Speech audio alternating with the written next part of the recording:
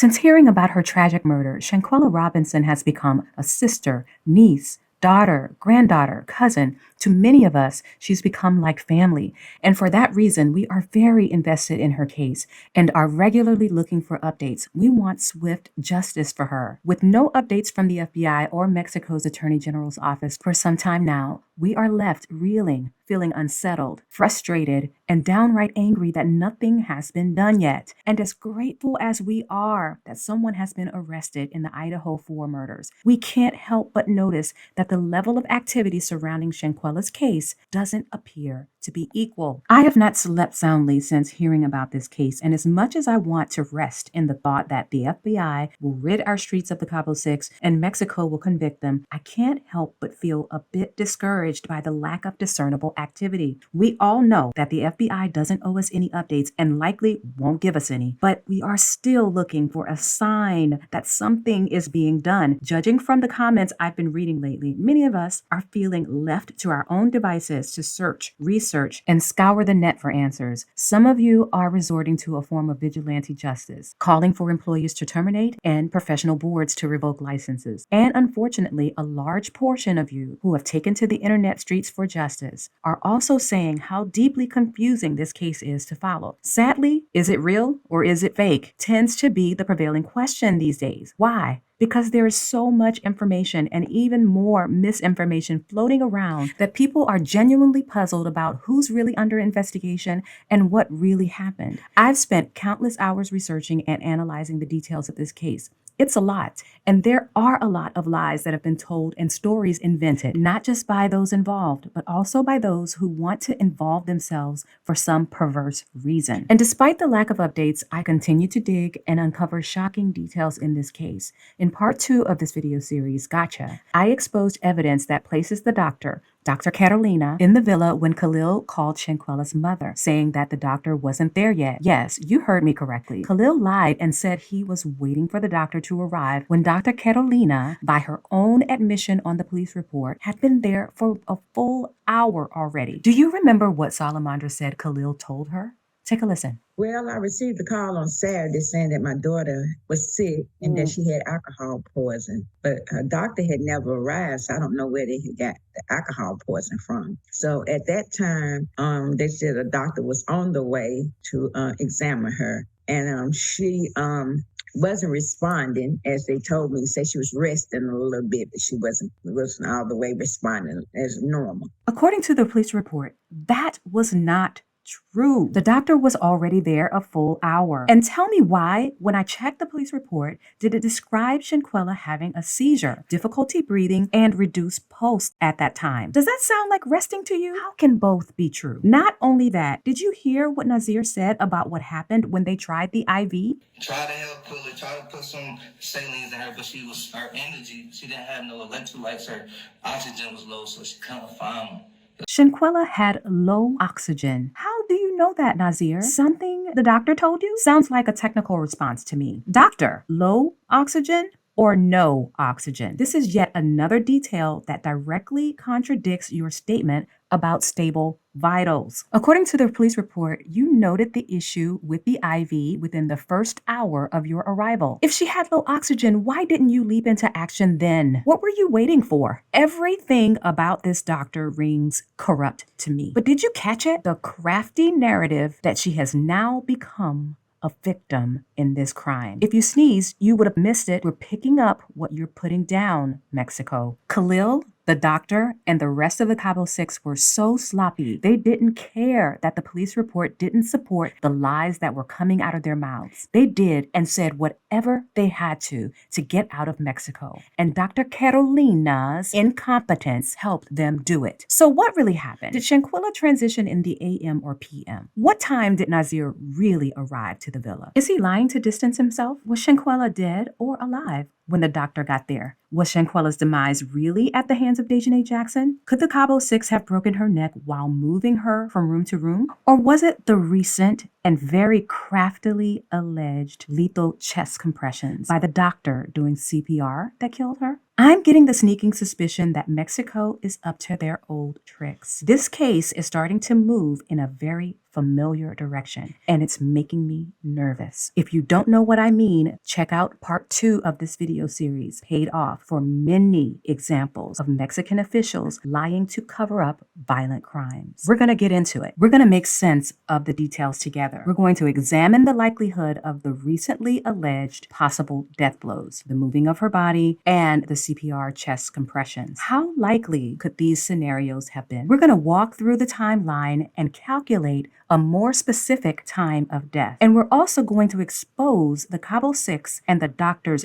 biggest mistake, failing to align the lies they told Shanquella's mother with the lies written on the police report. But before we do, please be sure to click the like button, subscribe to the channel, and hit the notification bell so you don't miss out on updates to this story, trending topics, and so much more. Now let's get into it. Shanquella Robinson, a young rising entrepreneur, was murdered October 29, 2022 in San Jose del Cabo, Mexico, less than 24 hours after her arrival. The death certificate stated that she had died from a severe spinal cord injury and atlas luxation, but her 6 travel companions lied, saying it was alcohol poisoning. When a video surfaced showing Shanquella naked being brutally assaulted by one of the 6, Dejanay Jackson, the Cabo Six scattered like vermin in daylight and have not been seen since. The timeline surrounding Shanquella's death will include what we know from documentation, what we have gathered from personal accounts from the family, the Cabo Six, the doctor, the prosecutor, the maid, and all others involved, and what we have concluded through math, science, logic, and rational analysis. I've color-coded these so you can easily identify what's what. Up first is this matter of the time zone. We can't have a good timeline without making this clear. Here's a map of Mexico's 2022 time zones. According to mapsofworld.com and timeanddate.com, Mexico has 4 standard time zones, which mirror the time zones of the United States. The central and most eastern parts of the country, including Mexico's capital, Mexico City, and most of Chihuahua, observe Central Standard Time Zone, Zona Centro. That's this yellow area here. Most of western Mexico, including Baja California Sur, Nayarit, Sinaloa, and Sonora, use Mountain Standard Time. The green area, Zona Pacifico. As you can see, the central and mountain time zones cover nearly all of Mexico, but are flanked by much smaller time zones in the country's far east and far west. Baja California, not to be mistaken for Baja California Sur, borders California and the Pacific Ocean. This area, the pink area, is on Pacific Standard Time, Zona Noroeste. Quintana Roo, which is Mexico's easternmost state, down here in the blue area, observes Eastern Standard Time, Zona Sureste. Those are the 4 time zones. Notice all of the areas with the diagonal lines.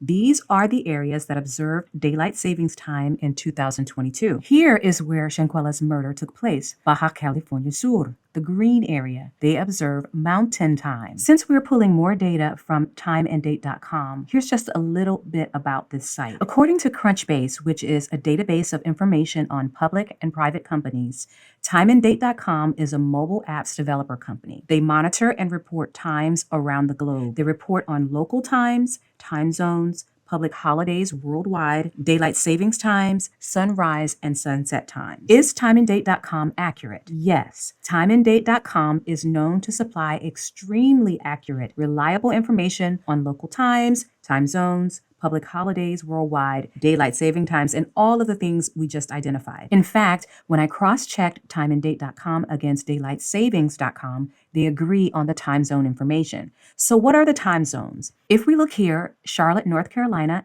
is Eastern Time. We have already seen that San Jose del Cabo, which is a city in Baja California Sur, is Mountain Time, but you can also see it here for confirmation. That makes Charlotte, North Carolina and San Jose del Cabo 2 hours apart. 2 hours is the difference between Eastern Time and Mountain Time. You can see it here. Since San Jose del Cabo, Baja California Sur is Mountain Time, that means it is 2 hours behind Charlotte, North Carolina. See it here on the map. If it is 5 p.m. Eastern Time, it is 3 p.m. Mountain Time. Now, both cities observed daylight savings time in 2022, but they didn't spring forward and fall back on the same dates. You can see here, San Jose del Cabo sprang forward April 3rd, 2022 at 2 a.m., and Charlotte, North Carolina sprang forward March 13th, 2022 at 2 a.m. Starting April 3rd, 2022 at 2 a.m., because it comes after March, the cities were 2 hours apart. After 2 a.m., April 3rd, 2022, both cities were sprung forward. Now let's look at when time fell back for both cities. On Sunday, October 30th at 2 a.m., time fell back in San Jose del Cabo, and it fell back on Sunday, November 6th at 2 a.m. in Charlotte, North Carolina. That means the cities were 2 hours apart until time fell back for San Jose del Cabo on October 30th at 2 a.m. So from April 3rd at 2 a.m. to October 30th at 2 a.m., the cities were 2 hours apart. And since the date in question, October 29th, falls between these dates, when Shanquella was murdered, the cities were 2 hours apart. Now that brings me to Nazir's flight. He shared his flight information. You can see it here. He flew from Charlotte, connected in Dallas, and landed in San Jose del Cabo on October 29th. Now here's an important piece of information to know about this. Airline tickets and boarding passes always show the local times of the departure city and the arrival city. For example, if you're flying from North Carolina, like he did, which is Eastern Time, to Dallas, Texas, which is Central Time, the arrival time will reflect the current time in Dallas, not North Carolina. Let's look here. This is from American Airlines. We see his flight's takeoff time was 7:12 a.m. from Charlotte, North Carolina. See here at the bottom, it tells us the flight duration is 2 hours and 49 minutes. That means regardless of what time it is, it's going to take 2 hours and 49 minutes to get there. Now, if we were to add that duration to the takeoff time, we would get 10:01 a.m. instead of the 9:01 a.m. that's shown here. When flying from North Carolina to Dallas, you lose an hour since Dallas is Central Time. Central Time is 1 hour behind Eastern Time. To get the correct time, we must subtract 1 hour from the 10:01 a.m. to account for Dallas's time zone. The local arrival time in Dallas is 9:01 a.m. So from North Carolina to Dallas, Nazir lost 1 hour. Now let's do the same for the second leg of his trip. That would be from Dallas to San Jose del Cabo. The takeoff time is 10:25 a.m. Dallas time. The flight's duration is 2 hours 54 minutes. Adding the duration to 10:25 a.m. would be 1:19 p.m. San Jose del Cabo is Mountain Time. That's 1 hour behind Central Time, making the local time 12:19 p.m. You can see it here. When Nazir completed the second leg of his trip, he lost the second hour. Now he's 2 hours behind Charlotte, North Carolina. But notice here in green, it says that the flight arrived 4 minutes early. That would make Nazir's actual arrival time 12:15 p.m. San Jose del Cabo time. Nazir did confirm this early arrival in his account, but he says it was 2:16 p.m. instead of 12:16 p.m. because according to him, he thought San Jose del Cabo was 2 hours ahead of North Carolina. Let's take a listen. So I get off my flight around like 2:16 Mexico time. I guess we're 2 hours ahead. 2:16 p.m. But you see it here in black and white from American Airlines itself, and I have also backed this up with the math. Nazir's flight schedule shows us the local time he landed in San Jose del Cabo, 12:19 p.m. minus 4 minutes for the early arrival equals 12:15 p.m. You can see it here. Nazir consistently adds 2 hours when he should be subtracting 2 hours for Cabo time. With that in mind, we must make the 2-hour adjustment for all of the times that Nazir mentions in his account of what happened. Why are you intentionally adding time, Nazir? When I researched the default settings of Apple and Android phones, both are set to automatically reflect the local time zone as soon as it pings the local tower. It's interesting how careful you are to add 2 hours to everything during your Instagram live. So we just have to remember going forward, whenever he mentions a time, we must take 2 hours away because Cabo is 2 hours behind North Carolina. Okay, So this timeline will be broken down into two parts. Before Nazir's arrival to the villa will be episode 1, and after Nazir's arrival to the villa will be episode 2. It makes sense to start with Nazir's arrival because his account provides critical context clues about Shanquella's time of death. Nazir said he landed at 2:16 p.m., which we now know is 12:16 p.m. Cabo time, as we just discussed and saw the American Airlines flight times on October 29th. He also said that he made a phone call to get the address. I estimated in part 1 caught that it took 10 minutes to make his way through customs and that he made that call around 12:26 p.m. There were many comments below that video about it potentially taking him longer to go through customs. Thanks to everyone who brought this to light. Your point was well taken. In all fairness, I said that I would give this another look, and I did. But after doing so, I'm choosing to stay with the original call time of 12:26 p.m., and here's why. Nazir told us himself that it took an hour for the taxi to arrive to the villa because there was traffic. If he made the call at about 12:26 p.m., 10 minutes after landing and going through customs, and it took him about an hour through traffic to arrive to the villa, that puts him at the villa at 1:26 p.m. And guess what? Nazir said it himself. He arrived at the villa at 3:26 p.m., which we know is really 1:26 p.m. Cabo time. Let's take a listen. It took us an hour.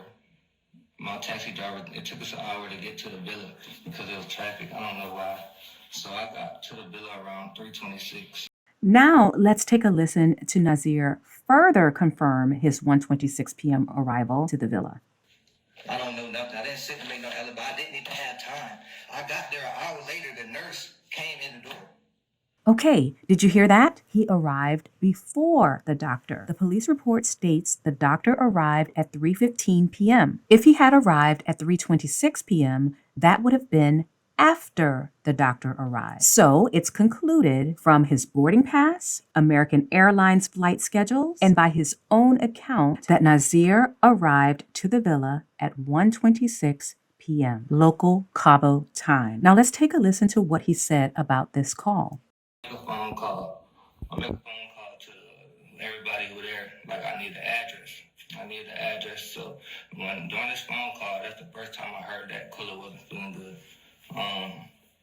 They told me that Quilla was sick. Did you hear that? He said during the call, it was the first time he had heard that Quilla was sick. Now, tell me at what point during this trip was Quilla ever thought to be, quote unquote, sick? Was it the night before when we saw them eating and playing drinking games? No. In fact, we could hear Shanquella's lighthearted voice, laughing and having fun, right?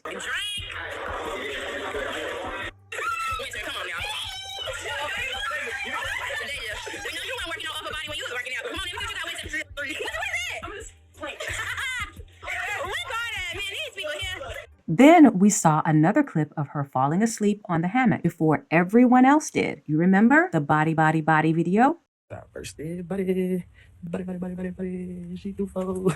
So no, it wasn't then. No one was concerned about her being sick then. Was it the next morning when she had been awakened? Well, the next morning we witnessed some very important clues in the assault video. What were the clues in that video? The first clue, we know it was morning. We know she was there less than 24 hours. And in the video, we could see very clearly that the sun was rising, right? We could even see the sun's cast on the bedroom wall. According to timeanddate.com, the sun rose at 7:22 a.m. on Saturday, October 29th. You can see it here. We can also see in the video that Dejanay was wearing her pajamas and a sleeping bonnet. In addition to that, it appears that Shanquella was awakened from her sleep. She was naked, and her family has stated that she typically slept naked. What else did we see? Ride with me here. At the opening of that video, we saw Shanquella walk over to Dejanay and say, okay, then the assault ensued. And during the assault, we heard Malik ask, Quella, are you going to at least fight back? Quilla, can you at least fight back? And what did Shanquella do? Shanquella responded, no. Did you notice what I said there? She was responsive. She was walking and talking without issue prior to and for some time during the assault, right? When she said no, the attack was in progress. At no time leading up to this point was there any indication of anyone noticing she was sick. Do you agree? Not once did anyone say, "Are you okay, Quella? Are you feeling all right, Quella? Are you sick, Quella?" No one made any reference to her being sick. Instead, Dejanay brutally pounded Shanquella's neck, back, and head until she delivered what medical experts have identified as the death blow, which can be seen at second 7 of the assault video. According to Dr. Kendall Von Crowns, Tarrant County's medical examiner, in the video when Shanquella is whipped about by her head and dropped to the ground at the 7th second mark of the assault video, he says that Shanquella stops displaying all purposeful movement after that. My question to you, at that time, did they notice her being sick? No. In fact, what did Dejanay do? She approached Shanquella from behind, punched, kicked, kneed, and pounded Shanquella's head, back, and neck. At this point, Shanquella could no longer adequately defend herself. This is a critical point in the video. It's after the death blow. How about now? Did they notice she was sick then? No. In fact, what did the group do? They continued to record and instigate the assault. You can hear Malik say, "Quella, at least fight back. Something." Check it out here. At least fight back, something. Did you hear that? He went from asking her to fight back to saying that's the least you can do. He moved from questioning her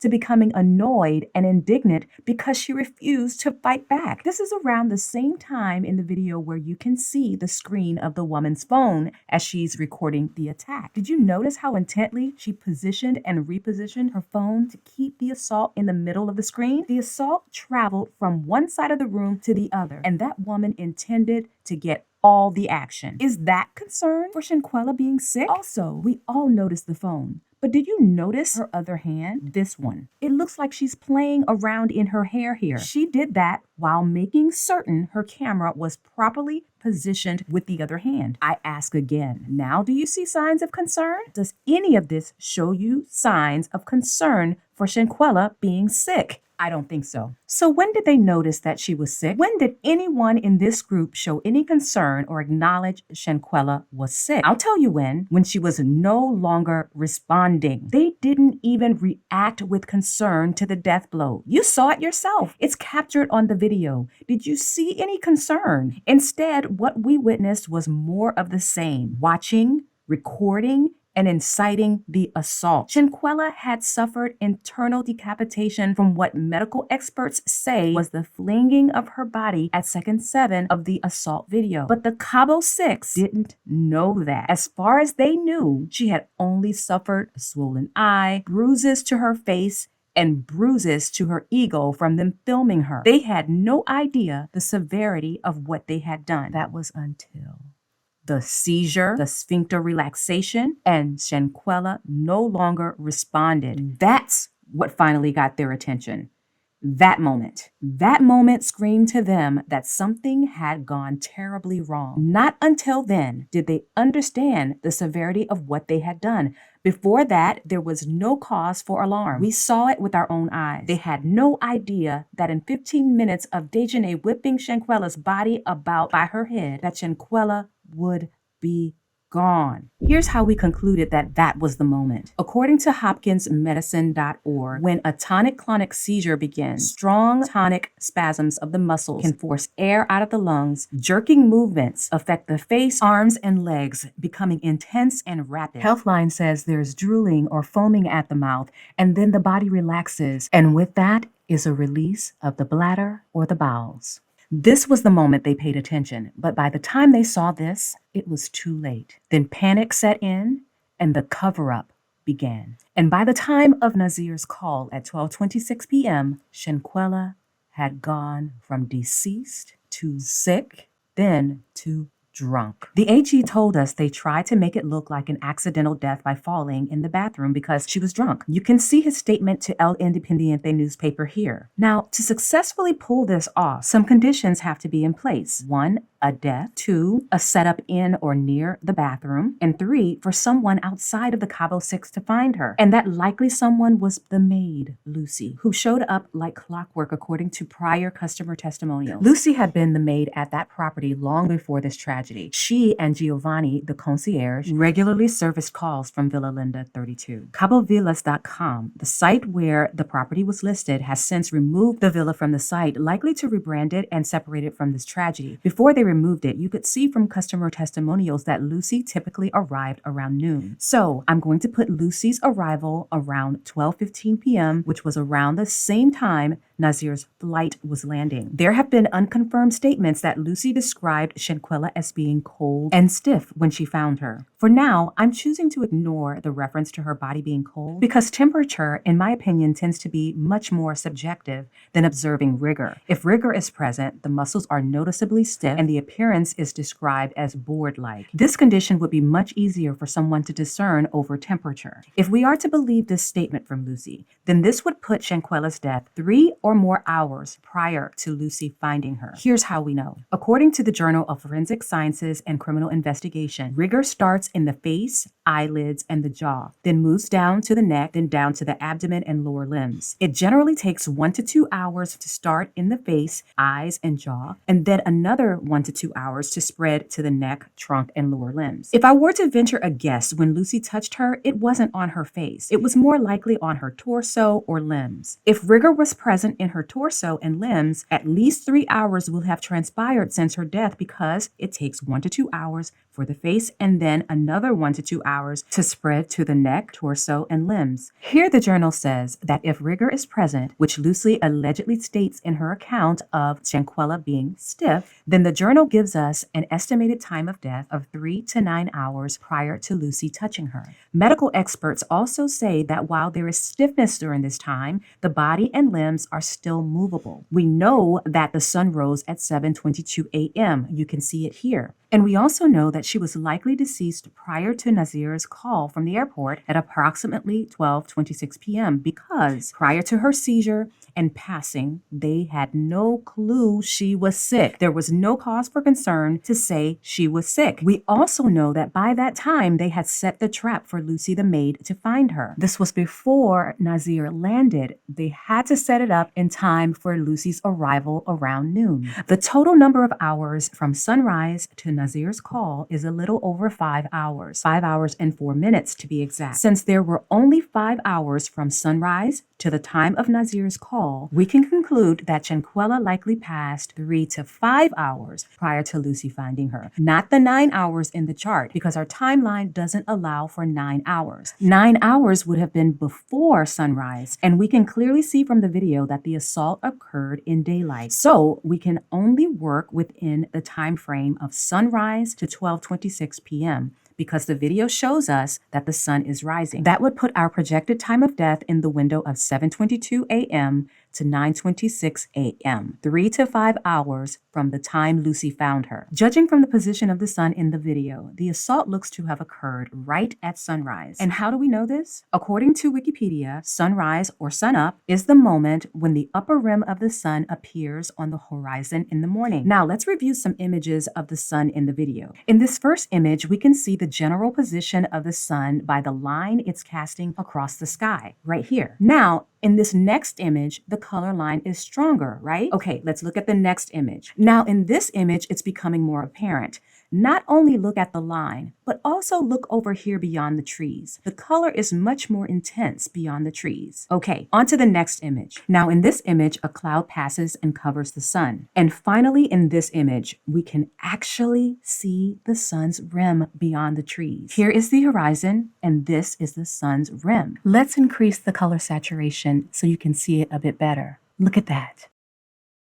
Let's look at this diagram. Here, the sun is sitting below the horizon. This would be considered twilight. As soon as the sun crosses this line, we have sunrise. In the image from our video, we can see the sun. Look here. It looks to be about 25% above the horizon. Now let's compare the picture from the video with an actual simulation of the sun's trajectory on October 29th in San Jose del Cabo, the day of Shanquella's death. You can see we are back at dateandtime.com. I've gone back to October 2022. Let's locate the 29th so we can see the actual trajectory of the sun in San Jose del Cabo on that day. Okay, notice here that my cursor has become the sun. And over here on the right, you can see the actual time the sun was in the position where my mouse is currently sitting. Now let's move the sun to the right. As I move to the right, the sun locks into the position it would have been in at the time showing there at the right. So while I'm hovering over 7:22 a.m., see the position of the sun above the horizon? It's about half above the horizon. Now let's continue over to 9:26 a.m. You can see the time over here on the right and the position of the sun on the left. In our image, the sun is not that high. We can only see the top rim, about 25 to 30% of the total disk. So let's go back to the place where the sun looks like the sun in our image. Now the top rim of the sun looks like what we see in the image from the video. This line is the horizon. You can see about 25% of the sun now in both the simulation and the image from the video. Do you see the time that's showing? 7:10 a.m. This final image where the sun's rim is clearly identifiable was taken from second 17 of the assault video, right after the death blow. So our projected time of the death blow is 7:10 a.m. With that, we can estimate that Shanquella's time of death was about 15 minutes later. So that puts us at 7:25 a.m.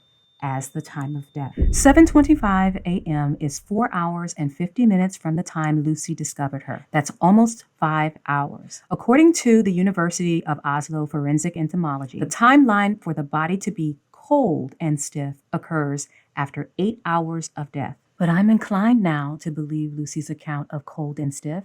Why? Because the police report specifically states Shanquella had a tonic-clonic seizure before death. This means she was convulsing violently. Likely, her brain was no longer sending signals to her lungs and her breathing was failing. The Journal of Forensic Sciences and Criminal Investigation says that the appearance of rigor is accelerated by a list of conditions at the time of death, among them convulsions. And now we have it. At 7:10 a.m., Dejanay attacks Shanquella. 7 seconds into the assault, she delivers the death blow. 7:25 a.m., Shanquella has a seizure and passes away. At 7:30 a.m., panic sets in and the cover-up begins. Between 7:30 a.m. and 12 noon, 5 of the Cabo 6 set the trap for the maid to find Shanquella's body. At 12:15 p.m., Lucy, the maid, discovers Shanquella cold and stiff. 12:16 p.m., Nazir's flight lands. 12:26 p.m., Nazir calls and is told Quella is sick. 1:26 p.m., Nazir arrives to the villa.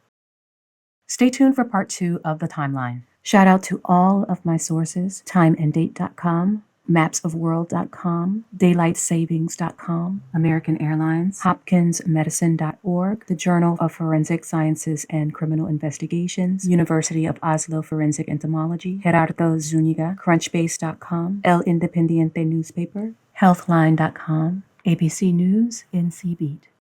Justice for Shanquella.